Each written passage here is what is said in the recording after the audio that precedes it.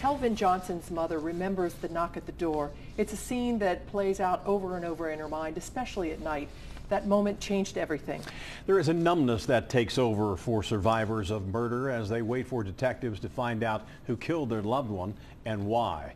As Local 12's Deborah Dixon shows us, evidence seems to point to the why, but it's too disturbing to accept. 28-year-old Kelvin Johnson was on leave from the Army because of the sudden death of his 3-month-old daughter while she slept. He took it to heart. Like if he was home instead of going to the service, it wouldn't have happened. He was just starting to move out of the darkness because of a new job working for a remodeling company around Clifton. He liked the responsibility and the creativity. I was really happy to see him come out of that. Kelvin lived on the 3rd floor of this home on Ohio Avenue in Clifton Heights. He was killed in front of it, midnight, August 13th of last year. He parked down the street here, and he was walking up this way because he couldn't get in his driveway, and he was on his phone, and he's just walking towards his residence. Kelvin was on his cell phone and didn't see what other people saw, a black vehicle sort of cruising down Ohio Avenue. It's believed one of the passengers was let out to follow him. The person comes up behind him. On the phone, the person he's speaking to heard part of the exchange.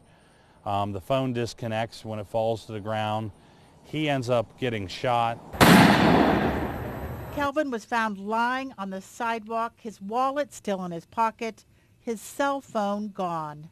They took what was laying on the ground, but they didn't go up next to him. And they didn't want to, get blood on him. They didn't want to have to fight with him. They didn't want to be out here any longer than they needed to because maybe they didn't intend to draw attention by firing a gunshot. Curriculum believes it was a robbery gone bad that left Kelvin Johnson bleeding to death alone in the dark. He couldn't call for help. Most people will say he was killed for his cell phone, and you're, as a homicide detective, you're not that surprised, are you? It's not unheard of. It happens. I've had people killed for cell phone for $5, for $10. Bethany says it's hard to explain that to Kelvin's sons, that a cell phone was more valuable than their father's life. I know it was over nothing, and there's no good cause for somebody to take somebody's life, but it's just knowing that it didn't have to happen.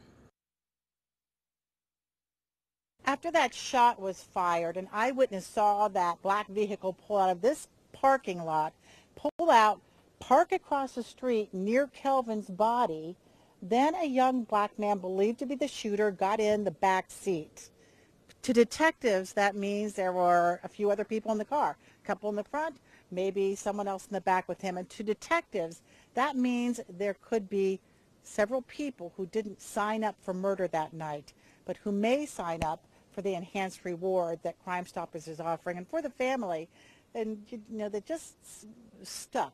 You get stuck when you don't know exactly what happened, and there is no peace until they know exactly what happened. So that's what they're hoping for, Rob.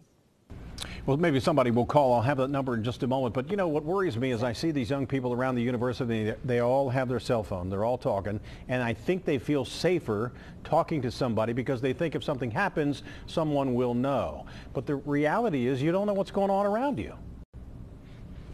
Well, that's exactly it. And these incoming freshmen, they're going to get all sorts of lectures about don't get caught up and distracted in your phone.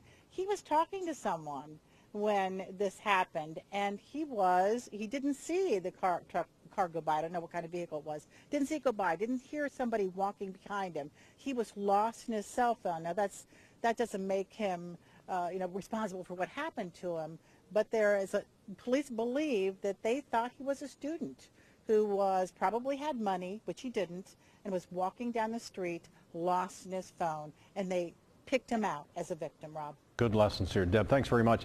And as Deborah said, there is an enhanced reward through the Wheel of Justice. It's $2,500 for information about the man who shot Kelvin Johnson.